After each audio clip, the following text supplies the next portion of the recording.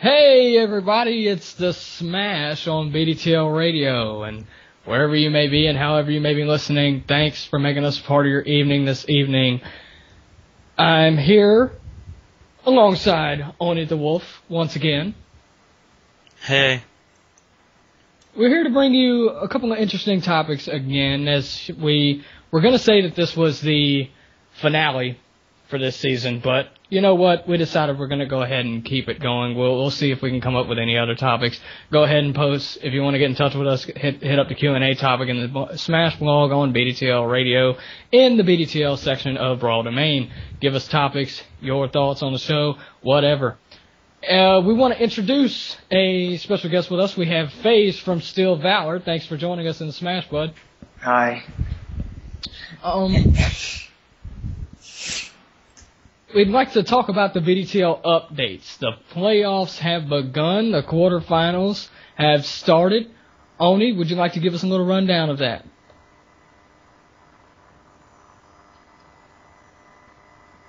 Did we lose him? Sorry, Dave, I had to pick up a phone call. Oh, okay. A little phone call interruption. Sorry about that, guys. To any of you who are listening. Okay, quarterfinals have started. How's it looking, Oni? Let me just pull up this handy-dandy little magical thread right here. And, well, this week, quarterfinals, playoffs have started, BDTL, and the matchups this week are Koopa Troop versus Wolfpack, Jumbo Nasty versus Prime Alliance, Steel Valor versus... Smash Bros. Yeah. And then Prime Alliance versus who? Brawl Seals. Brawl Seals. Okay. I'm loading up the topic. And before we get into the results, let me ask you guys, what do you predict for these sets? Let's first start off with Zodiac Knights and Brawl Seals. Based on the lineups, we have Via going against MB. Tough matchup. Triforce versus Yui. Another good matchup. Link versus Caballo, and then HCF and Saint against Bob and Chicken in doubles. So, what do you guys think? Let's see. The match between Vio and MB takes place on Battlefield. I don't know exactly who MB uses. I haven't brought him in a while. I'm not sure if he's still a DK main. As far as I know, he's a random main or just all character main. Mm-hmm. He can adapt to the situation or go whoever the fuck he wants. FaZe, what do you think? Who does MB be? MB has the ability to use whoever he wants on the roster. From what I've seen, he's been starting to use DK a bit. I'm not sure if he actually started using him online again or that was just an experimentation. But, yeah, he can basically use anybody he wants, and I played him recently, and he did use a bunch of different characters against me, and he did manage to beat me, so MB's definitely no joke. Thank you for the clarification, FaZe. On the other side of things, Vio is also like that. Yeah. Vio's pretty good with anybody on the roster. He can use Snake, he can go Meta Knight if he wants to mess around, he can go Luigi, he can use just about anybody on the roster just as much as MB. So it's pretty much a very delicate balance between the two opponents. I have to say it would be a close 2-1 Vio. Same here. Now on to Triforce against Yui. If the match is done, I don't know if it's gonna get done or not. But definitely this is a match to look out for. I'm not sure who Yui really uses anymore. I haven't heard much about her brawl-wise. And I know Triforce uses Ike. He's still around there. I'm not sure what to think about this set. What do you guys think?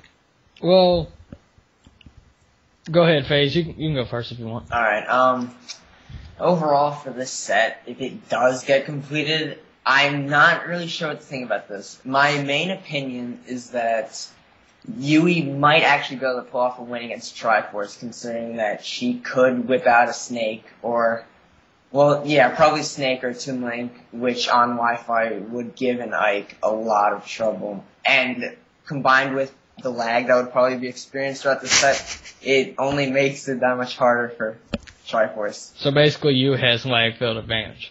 Well, don't get me wrong, they're both extremely high level players, but yeah, it is still there. Like, I can't lie and say that. For all we know, go on. Oh, I can't lie and say that UA is a good connection, and that actually might affect the outcome of the set, but we're really just gonna have to wait and see, because Triforce could potentially pull an upset. Mm-hmm. But I think it's gonna go for UA. Yeah. For all I know, Triforce and you could have a green connection together, and I haven't brawled Yui in a while. Last time I heard, she stopped using Toon Link for Snake. Is that correct? I'm not so sure. Yeah, I haven't played her before. Me either. But last time I did play her, she did use Toon Link, as I expected she would. There was a lot of people saying that she could either go Pikachu or she could go Snake. Pikachu. And I knew for one that she would go Toon Link because whenever I met her, back whenever I joined the domain, she was a Toon Link user. Toon Link main, whatever. But Yui, not to take anything away from you, but you also admit that your lag is kind of, not really all that great. So Triforce, good luck. I'm going to go ahead and actually say 2-1 Yui. Okay. And next match is a matchup we really don't want to see because it's very painful. I-Link against Caballo. Oh, God. Good luck, Caballo. I wish you best of luck on that one. Good luck, Chris. Your thoughts? Say. All I would say about this is it's I-Link, and I-Link is one of the best players on the site. Yeah. Using Meta Knight online against Caballo, and his pit's no joke either. I mean, his pit can do work, but it's Meta Knight versus Pit on Wi-Fi. So, I-Link has better records. He's using a better character. It's going to take a lot for Caballo to win this, but hopefully he can make something happen. But I'm going to say that I-Link's going to win this probably 2-0. Hold on. That's a tough call. But good luck, Chris, in your matchup. And you want to go on 2v2? Yeah, we're gonna move on to the doubles set. The doubles set is between HCF and Saint versus Bob and Chicken. Bob and Chicken have been doing, they've been doing pretty well. They've had their rough matches where they kind of, don't do all that great. They've lost some tough games against some of the toughest teams, some of the tough dubs in the league, and. Ooh, this one could probably go either way. I'd say this is even. What do you think, Oni? What's that? HCF, Saint, Bob, and Chicken. Dubs on Smashville. I believe the last time they played it came down to a 2-1 win. Was it for Wesker and Saint? Yeah. Then I think we're gonna expect the same encounter like we did last time, the 2-1 victory, but I think this time Bob and Chicken are going to make something happen. Yeah, they're going to be the ones to come back on top. I mean, it'll be a good rematch.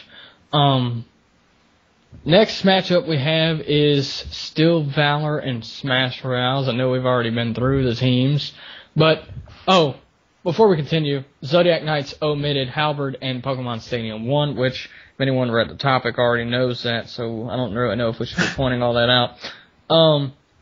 So scratch that. First matchup between Still Valor and Smash Royales. FaZe and Spirit have not done their set yet. It takes place on Battlefield. FaZe, how do you feel going up against in your match against Spirit? I was actually surprised because initially when I was doing the lineup with Camden, or at least helping out with it, I volunteered to take on Phoenix, but I got Spirit. So I'm not really sure what to think of that. I'm probably going to lose, but I'm at least going to make it close games because Spirit's incredibly good player. They can use a lot of characters. I don't know who he's going to use, so I don't know how to prepare. I guess I'll just start working on various character matchup, but, you know. And you got to admit that your Toon Link has come a very, very long way recently with your results in PR, your results in all kind of Brawl Fests and tournaments lately. I mean, you've timed out a lot of people. You've done a lot of stuff to major brawlers on the domain, so don't sell yourself short against Spirit. I believe that you can make that. You can give Spirit a very good run for his money. Spirit is one that is not to be taken lightly. And Oni, what is your call on this one? Keep in mind that Spirit uses a variety of characters, and he is probably expecting Toon Link. I'm not sure who he is going to go. I think FaZe will probably win 2-1. 2-1. Yeah. Oh yeah, and let me say, and before I suck. But honestly, FaZe, I mean, I feel like that you can pull off the win, but if you don't, it'll be 2-1 Spirit. Yeah, probably. I mean, I'm at least going to try to take the game off him. But for now, I'm just trying not to let Steel Valor down. Because we've made it this far, so, you know, I'm obviously going to give it my all and camp the hell out of Spirit. Hopefully that's enough, but, you know, we'll just have to wait and see. FaZe via the Skype hotline. If you want to get in touch with us, hit us up with at the question and answer topic on the Smash blog on BDTL Radio. Dead Fan Alpha on Final Destination. A Game & Watch versus a Falco, if I remember Alpha correctly. No, Alpha means LeBron. Huh. What story started? What story started that?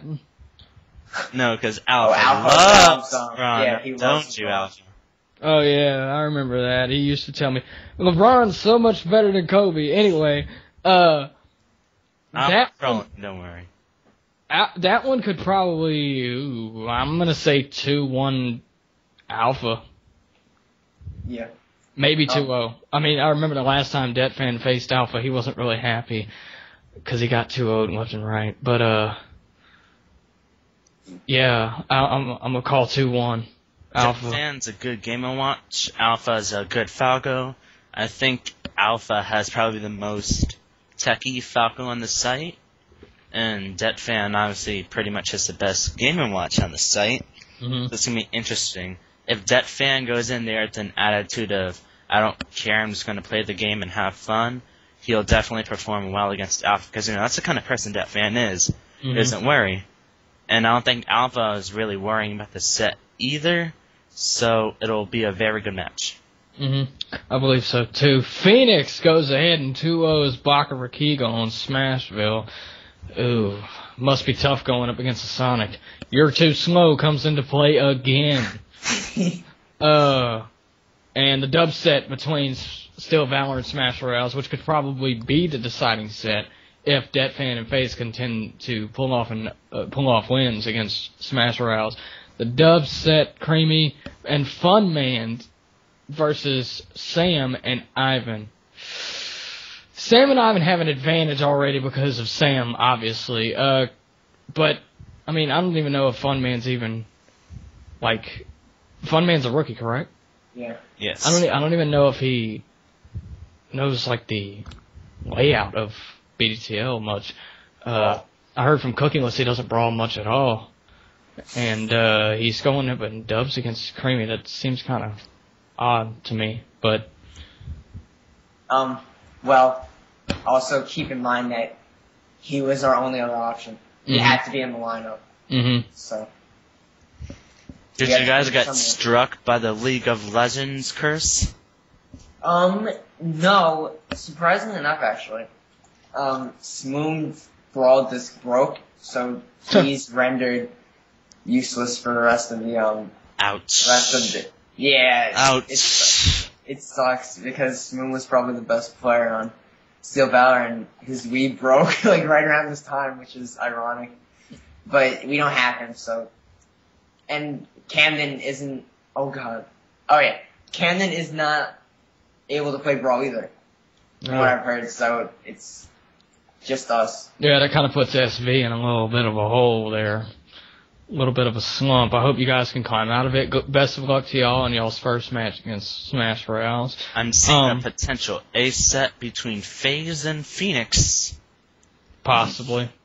I could see that. I could definitely see an ace set. I don't think one team. This almost seems like the lineups that were made were pretty much even. Evened out, because like I don't see this one going to a straight dominant victory for one team. It's going to come down to the last set, that being the ace on Halberd. And for the dub set, I say sorry 2-0 Sam and Ivan. Now we move on to Gemmo Nasties versus Primalites. Both teams are currently tied 1-1. Mr. Concon taking a very surprising 2-0 over Thief. I was actually expecting this match to come down to 2-1, either Concon or Thief, but 2-0 I definitely was not expecting. Mm-hmm. And if I remember correctly, you stated that Takato said that if he lost this one, that it would be his final battle, his final brawl for BDTL and the game as well. I'm really not sure, though. It has to be something that Takato clarified. Maybe it was in the heat of the moment kind of thing. Mm-hmm. But also, Takato, I'm pretty sure, is looking at some other games, and I'm pretty sure he's said that several times before. Mm-hmm. But I'm not going to count Takato out just yet. Pokemon Stadium is the host stage for Light and Zane. Ooh. Light's very good. He's got a very good pit. Zane's got a good Zero Suit. Ooh, what do y'all think? I'm thinking just because of, I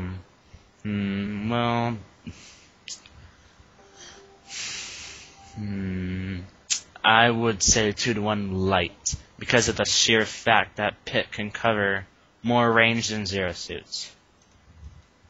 Mm-hmm. With arrows, down B, the reflecting shield, and side B can reflect back Zamus's charged blasts. And Pit is more, I would say, more mobile in the air than Zero Suit. So if Pit stays in the air, it should be hard for Zero Suit to hit Pit. Mm-hmm. So I think it'd be Light 2-1ing Zane. Your thoughts, FaZe? I don't really know what to say, because Zane's a really good Zero Suit, but on the other hand, Light is able to pull upsets out of his ass.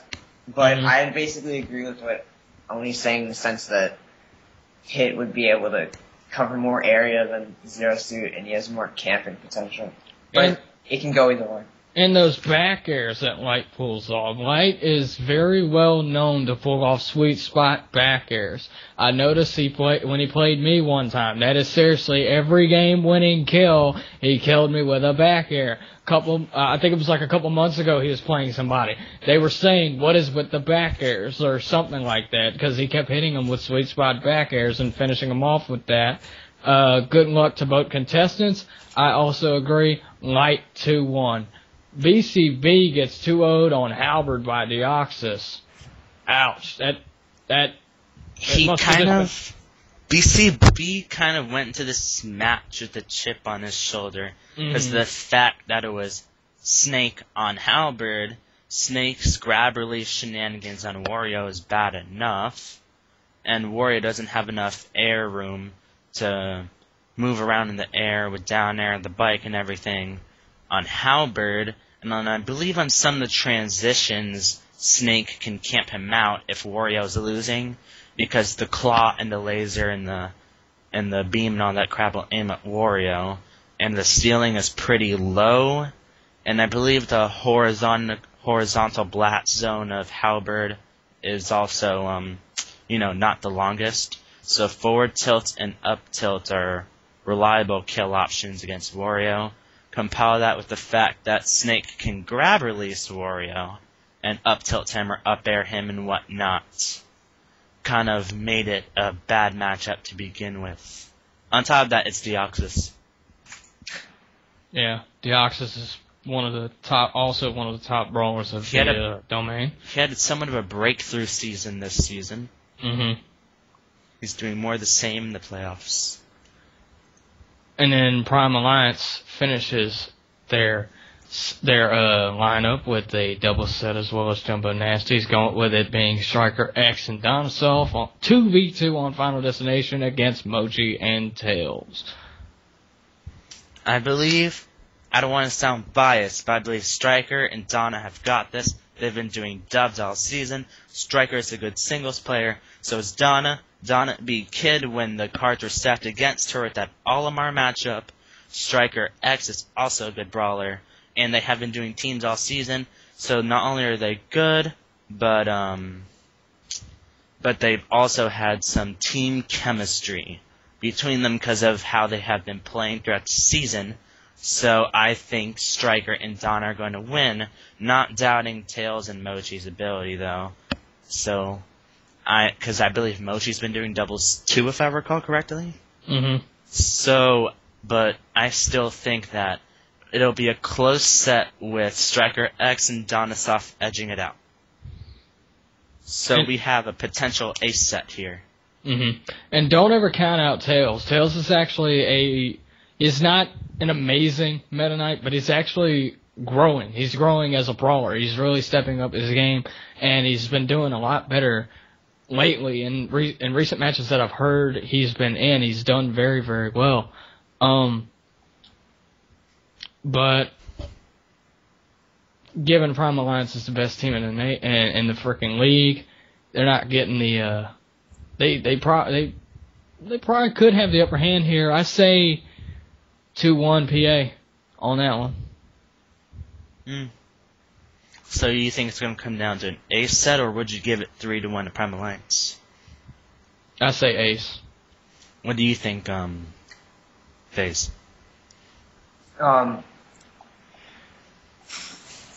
It might be 3-1, but the match that I would say would probably decide it would be Light versus Zane. Not to apply any pressure to any individual players, because that's just my opinion. But I think that doubles for JN could win against Mochi and Tails. So if anything, it's gonna be an ace. But otherwise, I think Jumbo Nasties might actually win this week. Okay. Well, we'll see if we'll see if our guesses stand corrected. And then number 7 Wolfpack goes up against number 2 Koopa Troop, who already has a 1-0 lead with Denver 2-0 and Crazy or BSM on Final Destination. Koopa Troop, you're toast. Sorry, just has to do that. He just had to do that. I love that video. Yeah, I love it too. It's a very very nice gimmick that Crazy came up with. It sort of creates originality for his own team, that he makes his own videos to, like, insult his own opponents. And it's kind of good, though, because it's hype. It is hype. It is hype. It creates controversy, kind of gives us something to, talk about. And at he the said end of the that day, it's all fun and games, and so Crazy, nothing against your videos. Continue doing what you're doing. We all enjoy it. Yeah, we all do enjoy it. It's very entertaining. But sad to see that you had to, eat your words by getting 2-0'd by Denver. I wouldn't exactly say that he's ate his words. Not yet. Look at those other matchups. Sinister and Pipsqueak, I think, is going to be a walkover for Sinister. Probably, because we haven't seen Pips in I don't know how long. I think Helpin might edge it out against Cocoon 2-1. No. Both of them are Olimar mains, but Helpin says she feels cheap when she uses Olimar, but at the same time, Helpin is a much better brawler than she lets on to be. Mm-hmm. So, Yes, sir. I think Helpin's going to win that set. Yeah. And then Genma and Kazekun go up against Kagado and S-Maniac for the dubs. For some reason, I could see all these sets going to Ace. I'm not sure why. It is the playoffs, so every team is going to want their spot to get the Wesker Cup. They're going to want to give everything they have to get the Wesker Cup, and they'll pull out all the stocks. They'll do anything. But I can see every set going to Ace.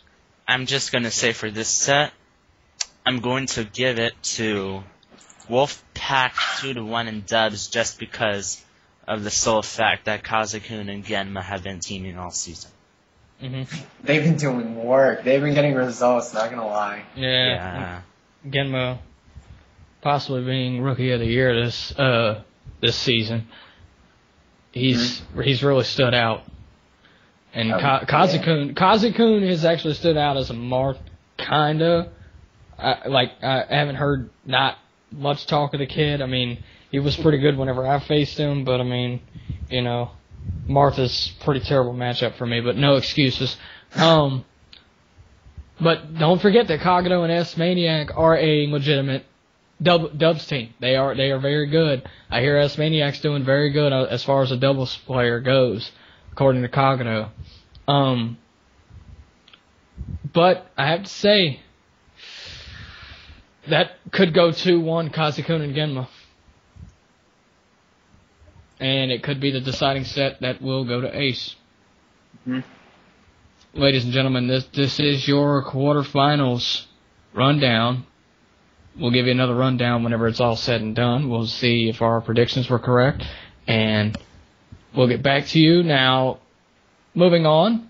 The changes to BDTL that were finalized for next season. Oni, shed some light on that for us. Well, there are going to be some stage changes. We haven't finalized that. But, definitely, I don't want to reveal too much. I don't want to go into specifics because, of course, my, supervisors aren't on right now, so I can't ask them if it's okay to reveal specifics. Mm-hmm. But for the sake of hype, I'm just going to say, expect there to be a lot of hype for BDTL before the beginning of Season 6. We've got a lot of things planned, and really the only thing I have to tell you guys about specifics is is what Black went and explained in last week's show about the new battle format.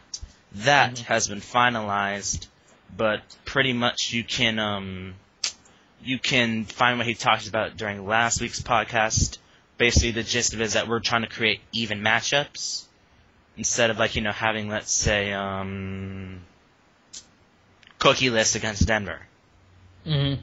We want to make a set worth, let's say 1 point, 2 point, or whatever, and based on that is what you put your players in, and when you do that, you create even matchups. It's try to create a more of an even balance around the league, and captains have to try to figure out more strategies and plan better. Well, not plan better, well, basically it's just instead of focusing and predicting who's going to be on what stage, preparing for the stage and who's going to be on it, it's going to be more about preparing for your possible matchup.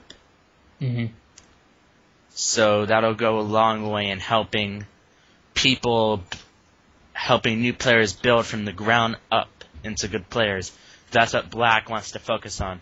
He wants to focus on building new entrants into the league and lesser known players from the ground up into more known players of this format. You should not be penalized just because you get unluckily matched up with Killock every single week. Mm-hmm.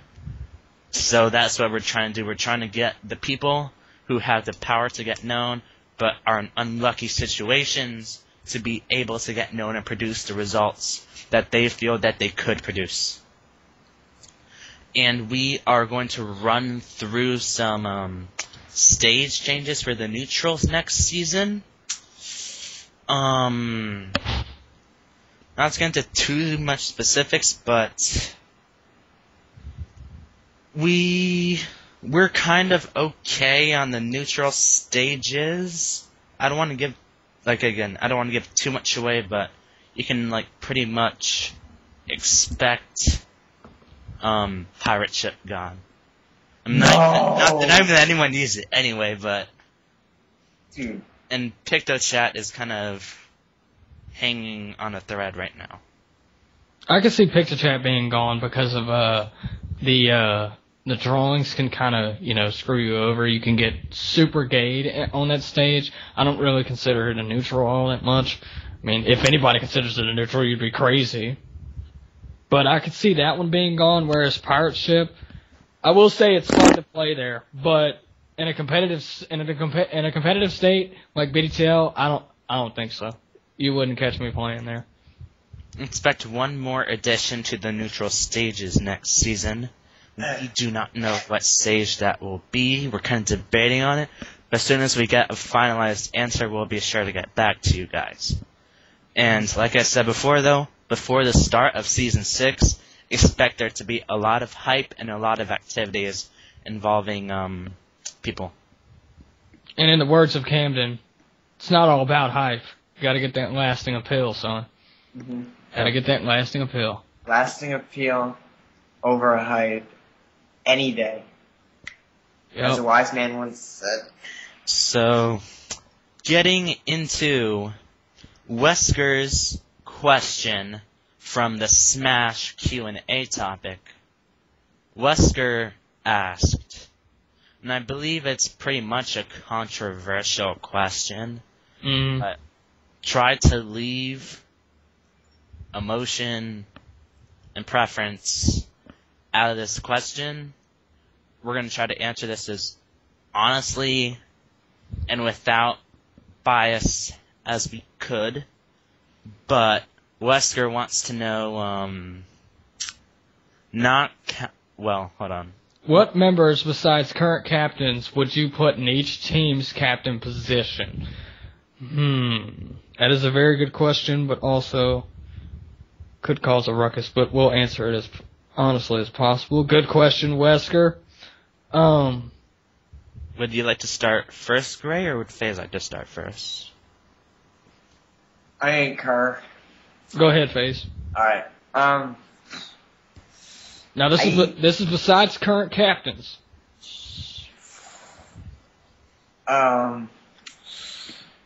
Besides current captains, I guess good choices to be BDTL captains, or is it BDTL and MDTL, or just just BDTL? It's just BDTL. What member on any team or on your team, you can go ahead and be specific and state Still Valor if you want.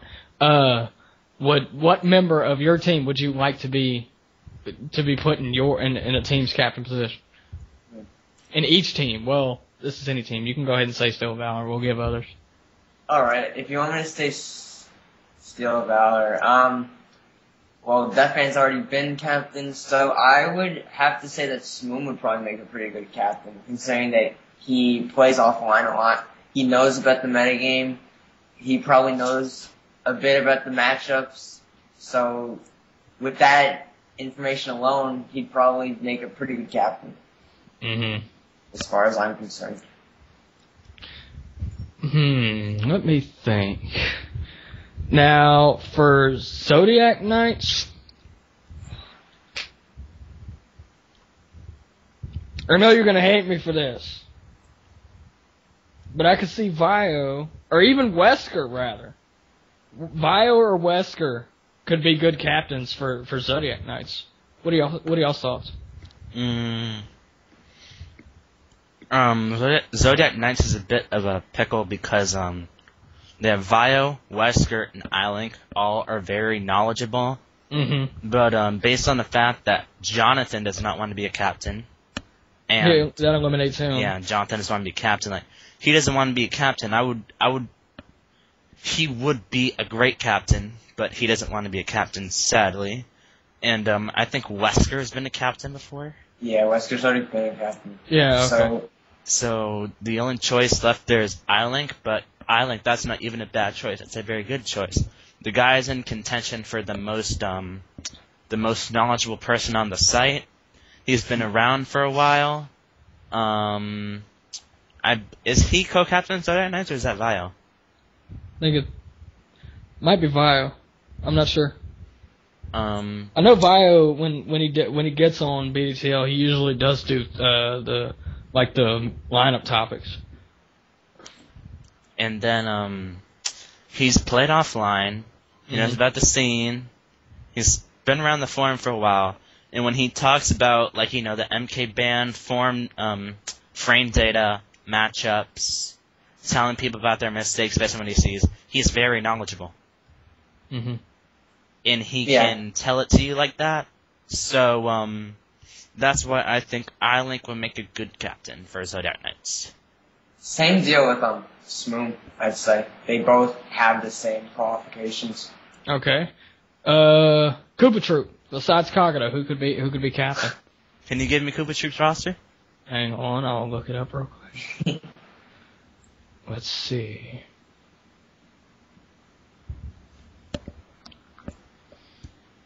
Koopa Troop's roster consists of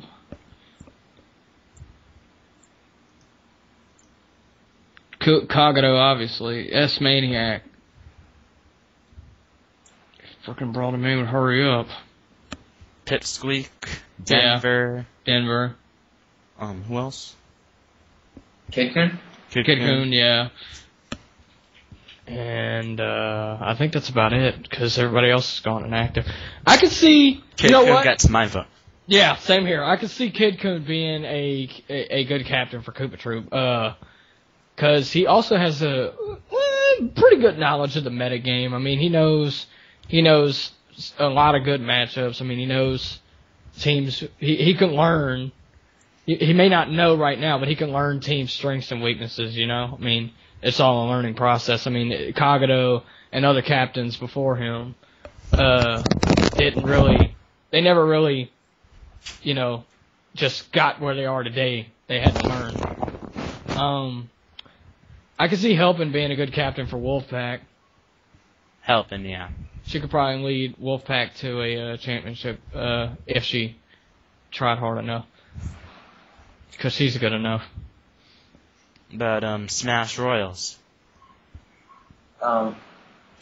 Smash Royals. Spirit's already been a captain. I'd say Phoenix. Phoenix? Mm-hmm. Interesting. I'm guessing this is going by the same logic that applies to Smoom and iLink, being that he plays offline. He'd probably know a lot about matchups since he's played Meta Knights, he's played Snakes. Yeah. Like the whole shebang. But yeah. I'd say Phoenix as well. And then Brawl Seals. Chicken's already captain of that. Ooh, that's a tough one. Who else besides MB, Yui, Kabayo, and Bob, who else do they have on their team? Mushroom Kingdom and Derek. And Yui. And Nier. But Nier's gone. Yeah. Mario. And MB He was a captain. Yeah, so he's MB was a captain. Mario Maniac being ex-staff. I don't know. That for Brawl Seals is actually kind of tough. I'll throw it to Bob. You'll throw it to Bob? Yeah, same. Either him or Kabayo being more lenient towards Bob, probably. Yeah. No offense to Kabayo, but yeah, obviously. Bob, yeah. I could see that. I could really see that.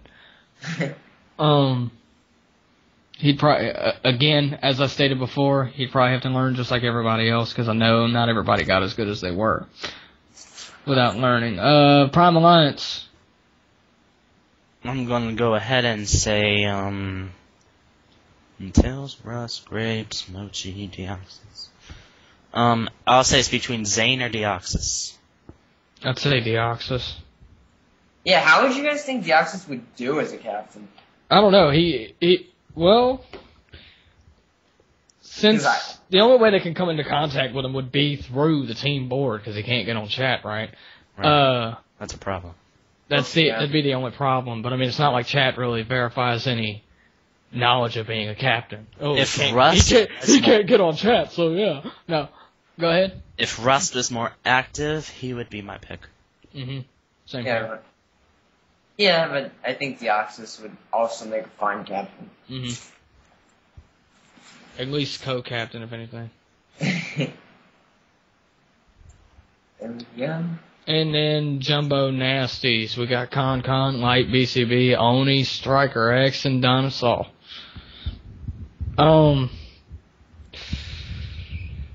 If anything, if the teams were to stay the same, my first pick would be Oni if BCB were to step down.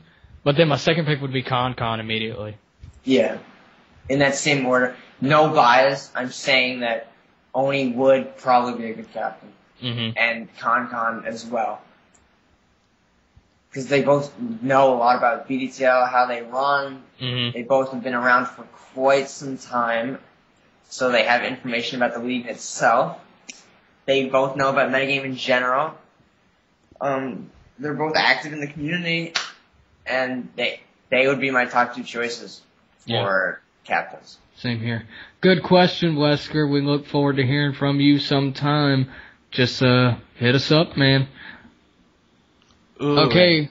An update coming in from the Season 5 quarterfinals thread. Kid Coon has lost 2-0 to Helpin. Wow. Helpin is. Damn. I still say Helpin is a lot better than what people say. That is very very interesting. That's like This- fact. This could change the dynamic of the set if Sinister were to get the walkover over Pipsqueak, which I actually am starting to think now it's not likely because remember we have 2 weeks I believe to complete this quarterfinal. Mm-hmm. So if that were to happen though, it could change the dynamic of the set and put pressure on Koopa Troop. Mm-hmm. Put very much pressure on Koopa Troop. Good job helping. And Kid Coon, I'm sorry to hear that. This must have been a tough loss.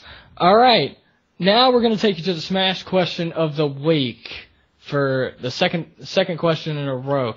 Could Skyward Sword be the best Zelda ever created? I know there's been a couple of people who have not played this. I mean, other than myself, I'll go ahead and give you what I think. I mean, as we all know, the rating that it got was a 10. We've heard great things about Skyward Sword, but we want to give you, before I give you my thoughts, we're going to go ahead and give you the thoughts of the people who responded. Wesker from Alabama goes ahead and states, it's definitely a completely different Zelda experience. Just like the press said before the release, the entire game feels like one massive dungeon. It is amazing, not the best for me yet. Still got to play through and see what lies ahead. Just now in the third temple and taking my time with this one. The one negative thing he says though, is the limited items you can equip. In Twilight Princess, you could equip 3 extra items to the D-pad of the Wiimote. Now you can only have 1 equipped at a time with only the B button, which makes it tedious to switch between items when you could have secondary items ready. I don't know if they decided to do this to make it more realistic, but it's Zelda. And one thing I do want to note is the reviews saying it's shorter than TP. Yes, the open world does seem smaller, but one of the reasons I think reviewers said it can be completed within 40 hours is because most of them use the sword's dowsing system. Now, the dowsing system is there for it's there it's there to guide you, obviously, and I think the dowsing system is pretty much good for to help you find items more so rather than just like help you get through the game. Yeah, it can help you get through the game. It's kind of like its own little version of a walkthrough, kind of. It can walk you through certain things, but Wesker states that if you want to get a better Zelda adventure experience, to turn it off. That is his advice. Those of you that play Skyward Sword, you're well in for a wonderful experience. Yes. Genma states Skyward Sword is not the best LOZ game. Granted, he put it in the top 5, but other than that, no. He said the honor belongs to Ocarina of Time. Okay. Foot down, stop, whoa, hold up. What is the hype around Ocarina of Time? Well, I understand it was the first 3D Zelda. That's one thing that people have told me. it was the first 3D Zelda. It was one of the only games where that was like open world where you can explore and stuff like that. But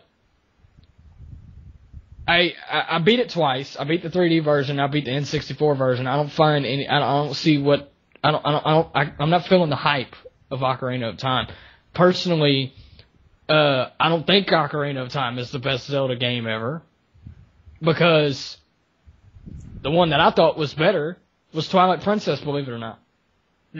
And you people are probably going to shoot me or, slash at me for that, but come on. They can't really, because everybody's entitled to their own opinion, so yeah. And I understand that people are entitled to their own opinion of saying Ocarina of Time is the best. But, Genma, let me ask you this. Have you tried Skyward Sword out yet? If you haven't, you need to check it out. You're missing a great experience. So far, I've yet to find one negative thing to say about this game. I beat the third temple. I'm well into the game. I'm doing very good. Got at least 27 hours into it.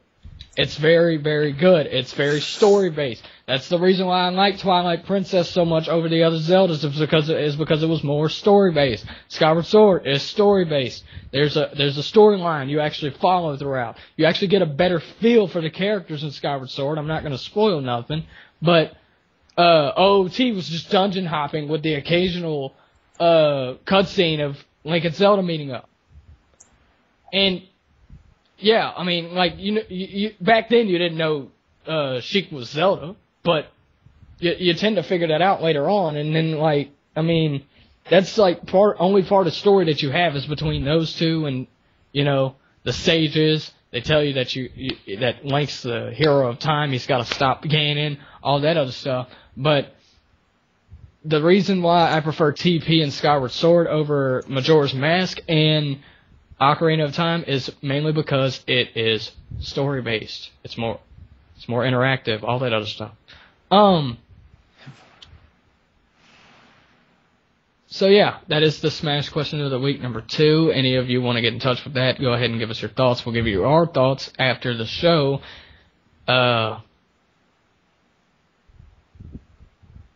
then we move on to a new segment called the Smash Roundtable. The Smash Roundtable is a new segment brought up by Oni.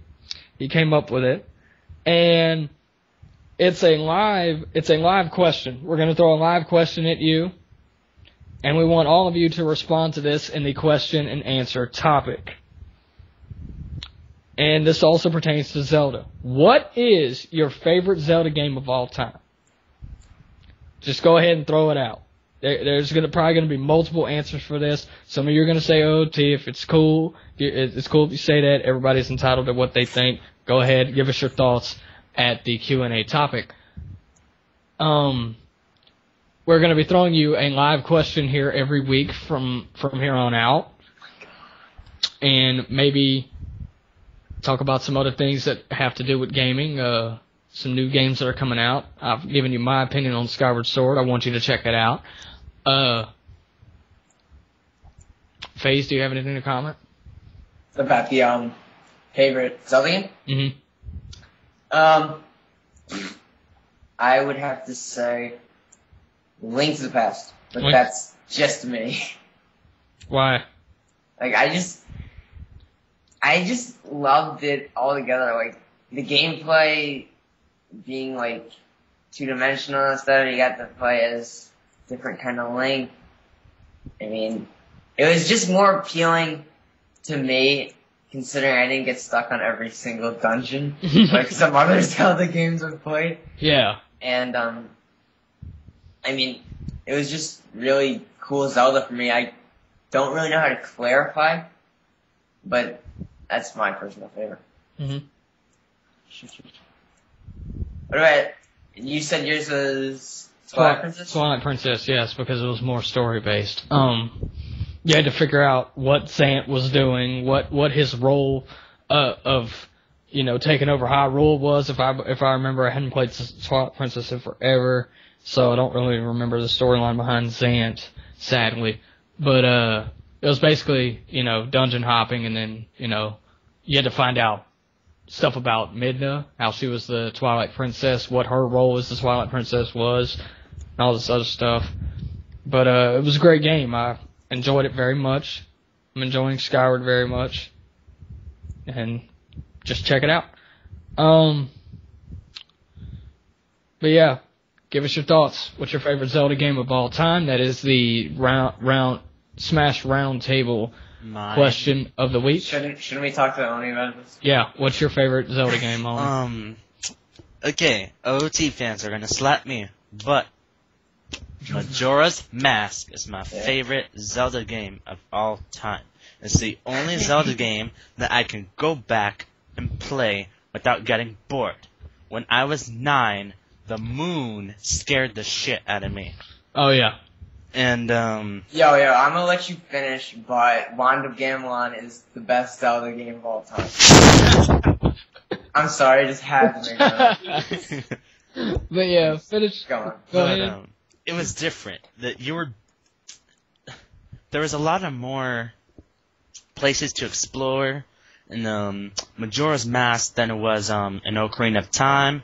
Like, you didn't have to hop to the Forest Temple right away. You could take pictographs, the Tingle, the boat ride, the Deku Palace. The scenery is also very nice. I like the Song of Healing.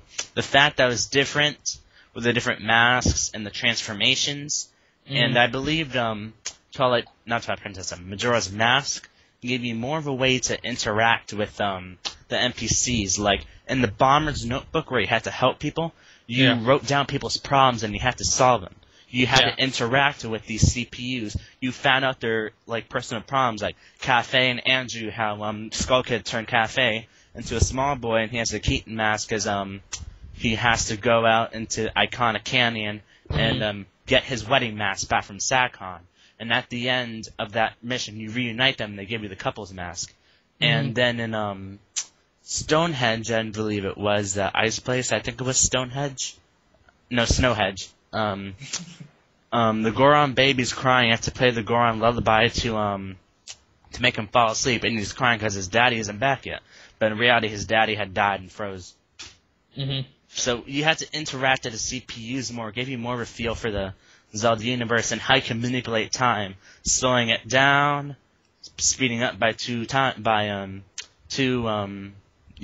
faster in order to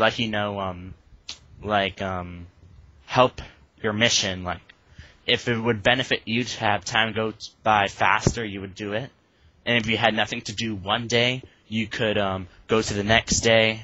Or if you were on the final day and completed your mission, you could go deposit rupees in the bank, then play the Song of Time to go back to the first day. That's why it's my favorite Zelda game. It's different. You can interact with the CPUs more. Even though there's only 3 quote-unquote temples, there's a bunch of side quests in them you could do, and there's lots of things you could do. The masks make it very interesting because of all the powers, not just the transformation, but the bunny hood, how useful it is, and how masks actually became useful like they weren't in Ocarina of Time. And the usefulness of the Song of Time, the different variations of the Song of Time, to be able to slow down, quicken, or go back a day, or go forward a day. That's why Majora's Mask was my favorite.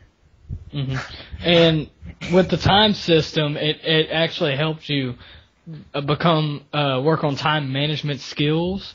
Like, you had to like manage your time very well in order to beat the game within the 3 days that it gave you. Andrew Cafe quest was my favorite quest, even though it took me a while to get done.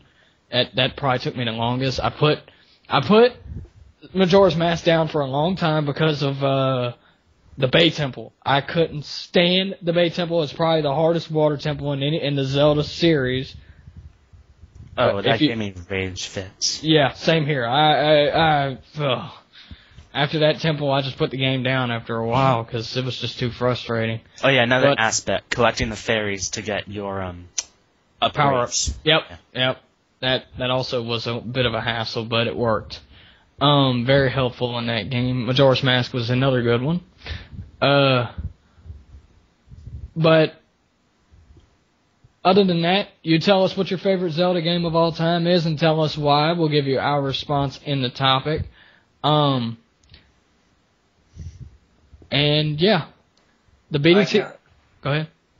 I like how you guys both have like really long, elaborate responses, and I was kind of just like, herp derp. I liked it because it was my favorite. Yeah, he liked it because he liked Link to the Past because it was his favorite because he didn't get stuck in every dungeon like he is in that.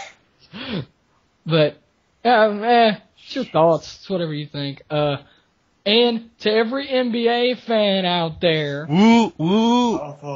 BDTL Radio Short, we're going to give you a little scoop on the NBA lockout. It has ended, and the season is scheduled to begin on December 25th, Christmas Day. There's already like 4 or 5 games that are already set up to open on that day, and training camps begin December 9th. Oni, can you shed a little bit of light with us on that? Yes, so the Players Union and the owner decided to get their heads out of their asses with legal documents and said, we're being selfish little bitches. Why don't we get together and put the court papers aside and come to a deal? And it took a little bit of, like, even though it's hard for millionaires and billionaires because they have the too much money syndrome, they had to deflate their egos and say, okay, we are not going to stop Dwight Howard from going to a city like New York, Chicago, LA, or New Jersey. We can restrict his movement. We can't stop super teams because they have to take pay cuts. We can make it harder for tax-paying teams. And the players realize our fans want a season, and we're really just bickering over $1 million on the mid-level exception or something, which we'll probably only use on some garbage average player. So they got to a deal after I think it was either 13 or 17 hours of negotiating. The news broke at around 3 a.m. because I was still up on Twitter that the lockout had ended, and they came out in a press conference and said they had reached a tentative agreement. And for you guys that don't know, tentative means not temporary but framework for agreement, but all the framework, the main things, the tax, the mid-level exception, what's going to happen to tax-paying teams, escrow, all that good stuff. The main part, the juicy part of the negotiations that they were arguing over is completely done, and they're just going to go over some B-list issues like, age requirements, D-League, but they can pretty much do a one and done on that, meaning they can just, copy and paste this on the next deal. So they basically need, like, a week for the players to become a union again, to accept the deal, put the deal in writing, the owners accept it, and then another week for training camps and free agency to start at the same time, and then they open up on December 25th with Lakers, Bulls, Mavs, Heat, and I think it's Celtics, Knicks. And yes. Interesting fact, since the NBA champion opens up their season by getting their championship ring, the Mavs have to open up at home in Dallas with the home fans watching them get their ring while the Heat watch. Yeah. So sorry, LeBron. Hey, dude. So yeah, LeBron, blow him out. Lake Show goes up against the Bulls. I'm glad to see Kobe has returned. We'll see how they all do. So fun, you know why? Why? Lamar signed a deal with the Turkish team. 12 hours later, the lockout ended. Wow. That's rather interesting. We're looking forward to it. I myself am a fan of 4 sports, that being college football, college basketball, NBA, and NFL. Also a fan of hockey, thanks to that fan. But we'll see how the games turn out.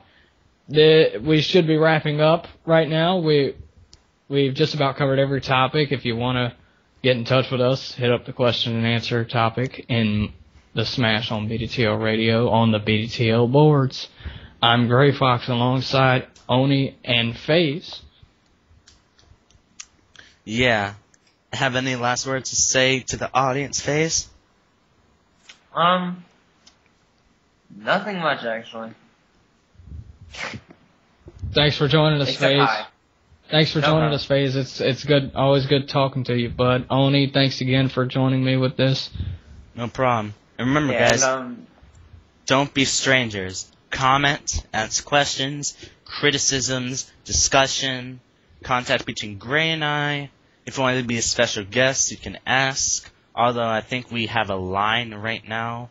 and I think we're trying to get Wesker on a feature show. Mm-hmm. And for the finale, we're trying to get Camden and Vio, I believe. Yeah, something like that. So, just put in your request. They will come. Don't be afraid to ask questions, comments, criticisms, whatever. This is a show for you. This is a show for BD. Don't be afraid to be involved in the discussion. We'll see you guys next week. It's The Smash on BDTL Radio. Episode 4, done.